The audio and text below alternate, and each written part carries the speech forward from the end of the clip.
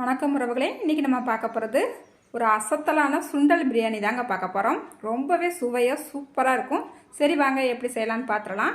இப்போ ஒரு குக்கர் அடுப்பில் வச்சுக்கிட்டு 2 ஸ்பூனுக்கு எண்ணெய் சேர்த்துக்கலாம், வாசனை பொருட்கள் சேர்த்துக்கலாம். ஒரு 1/4 ஸ்பூனுக்கு சோம்பு சேர்த்துட்டு நல்லா கலந்து விட்டுட்டு ஒரு பெரிய சைஸ் பலர் வெங்காயத்தை நீல வாக்கில் கட் பண்ணிவிட்டு இதோட சேர்த்துக்கலாம். வெங்காயத்தை லைட்டாக கலர் மாற வரைக்கும் நல்லா வதக்கிக்கலாம். அதுக்கப்புறமா இது கூடவேவும் 1 ஸ்பூனுக்கு வத்தப்பொடி சேர்த்துக்கலாம். இந்த மாதிரி வத்தப்பொடி இந்த நேரத்தில் நம்ம சேர்த்துட்டு இந்த பிரியாணி பண்ணும் போது நல்லா பார்க்குறதுக்கு கலர்ஃபுல்லாக சூப்பராக இருக்கும்.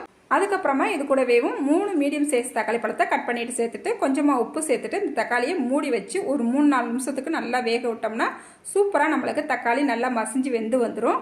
இது கூடவே 2 ஸ்பூனுக்கு இஞ்சி பூண்டு விழுது சேர்த்துட்டு நல்லா கலந்து விட்டுக்கலாம்.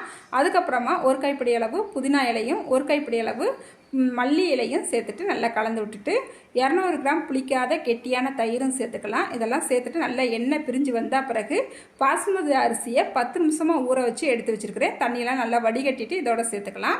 சேர்த்துட்டு ஒரு 1/4 ஸ்பூனுக்கு கரம் மசாலாவும் சேர்த்துட்டு பாருங்கள், நான் சுண்டலை 8 மணி நேரம் ஊற வச்சு ஒரு 4 விசில் விட்டு நல்லா வேக வச்சு எடுத்துருக்கிறேன்.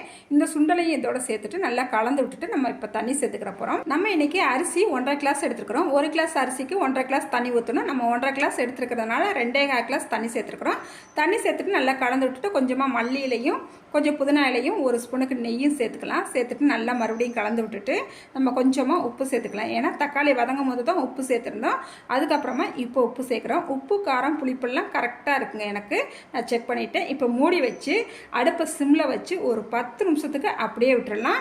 விசில் வந்தாலும் சரி வராட்டாலும் சரி 10 நிமிஷம் கழித்து நம்ம அடுப்பை ஆஃப் பண்ணிட வேண்டியதாங்க.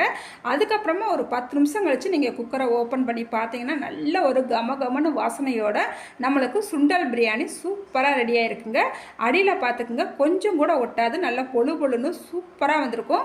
சாப்பிட்றதுக்கு அவ்வளோ டேஸ்ட்டாக இருக்கும். இதுக்கு குழம்பு எதுவுமே தேவையில்லை, அவ்வளோ டேஸ்ட்டாக இருக்கும். நல்லா தயிர் பச்சடியோடு சாப்பிடும் போது இன்னும் கொண்டான்னு இழுக்குங்க.